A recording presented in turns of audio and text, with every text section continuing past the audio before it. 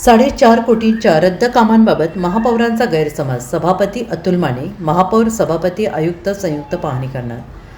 राष्ट्रीय स्वच्छ हवा कार्यक्रम एनकॅपमधील रद्द 6 कामांबाबत महापौरांचा गैरसमज झाला आहे. ही कामे होऊ शकणार नाहीत आणि त्यामुळे ती रद्द केली आहेत. लवकरच या कामांची महापौर, स्थायी सभापती आणि आयुक्त यांच्यामार्फत संयुक्त पाहणी होणार आहे.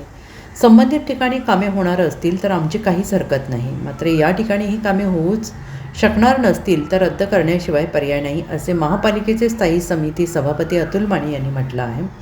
महानगरपालिकेत प्रशासक राज असताना एनकॅप अंतर्गत निधीमधून मंजूर केलेली सुमारे 4,50,00,000 रुपयांची कामे गुरुवारी स्थायी समितीने रद्द करण्याचा निर्णय घेतला आणि या रद्द कामांवरून महापालिकेतील वातावरण गरम झाले आहे. ठेकेदार संघटनेने ही कामे रद्द करू नयेत अशी मागणी केलेली आहे. रद्द कामांवरून महापौरांनी शहर अभियंत्यांना धारेवर धरलं होतं. या पार्श्वभूमीवर स्थायी सभापती माने यांनी म्हटलं आहे की एनकॅप निधीतील 10 पैकी 6 कामे होऊ शकणार नाही. संबंधित अधिकाऱ्यांनी तसे तोंडी सांगितले आहे. चौक सुशोभीकरणाच्या नावाखाली पेव्हिंग ब्लॉक बसवण्याच्या कामांचा प्रामुख्याने समावेश आहे. सांगलीत कॉलेज कॉर्नर चौक सुशोभीकरणासाठी 1,06,00,000 रुपये तरतूद केलेली आहे आणि येथील चौक सुशोभित केले आहे.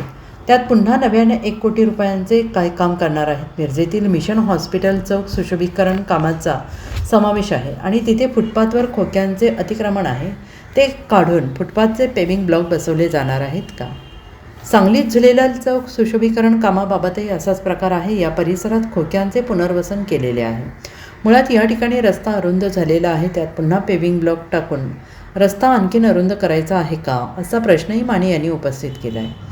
सभापती माने यांनी म्हटलं आहे की कामे न झाल्यास शासनाला निधी परत दिला जाईल आणि हा निधी परत गेला तर पुढील वर्षाचा निधी मिळणार नाही. त्यामुळे न होणारी कामे रद्द करून तातडीनं नवीन कामे मंजूर करता येते. Bureau report, SBN Marathi, Sangli.